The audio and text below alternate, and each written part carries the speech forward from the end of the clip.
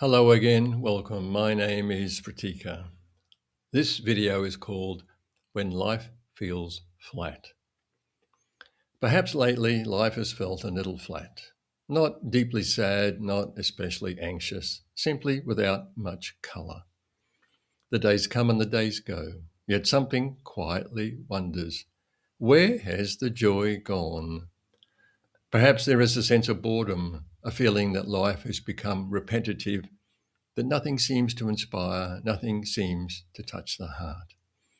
Nothing seems to bring that quiet sense of aliveness, of joyful lightness. It is a deeply human experience, one shared by far more people than we might imagine. And when this feeling appears, the mind naturally begins to search, perhaps for something new, a new hobby, a new book, a new relationship, a different job, a holiday, a new spiritual teaching, something, anything that might bring back the feeling of being alive. The hand may reach for the phone, scrolling, looking, hoping, another story, another video, another notification, not really searching for information, perhaps not even searching for connection, simply hoping that something will awaken a feeling that seems to have faded. Or perhaps the search moves elsewhere into food, shopping, constant busyness, achievement, alcohol, substances, desires, different paths, all seeking to satisfy the same longing, a longing to feel more alive. There is nothing unusual about this. The mind has learned that stimulation feels like aliveness. So naturally, when life feels flat, it reaches for more stimulation. Yet stimulation is not the same as aliveness.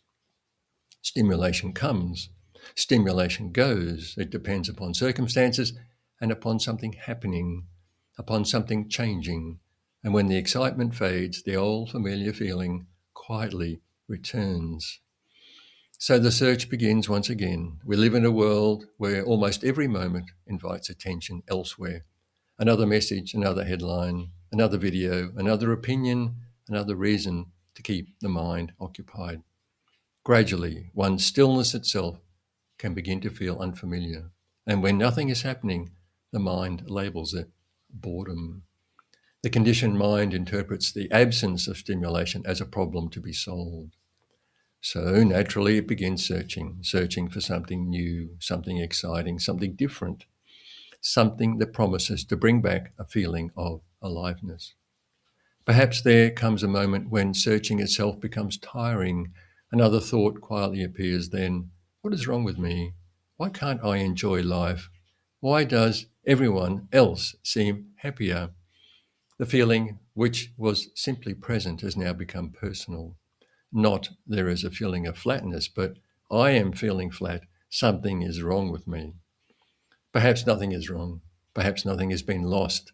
Perhaps the mind has simply become so accustomed to looking for the extraordinary that it quietly overlooks the miracle of the present in the now, the warmth of a cup of tea held gently in the hands, the rhythm of breathing, the sounds of birds, the movement of leaves, the feeling of the body resting against the chair.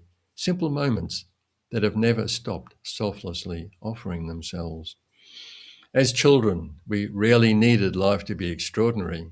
A feather could hold our attention, a cloud, a puddle after rain, a tiny flower growing through the crack in the pavement.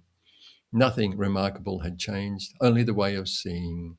Perhaps life has not become less alive. Perhaps the habit of searching has become louder than the quiet wonder that is already here. Perhaps what the mind calls boredom is simply life no longer competing for its attention.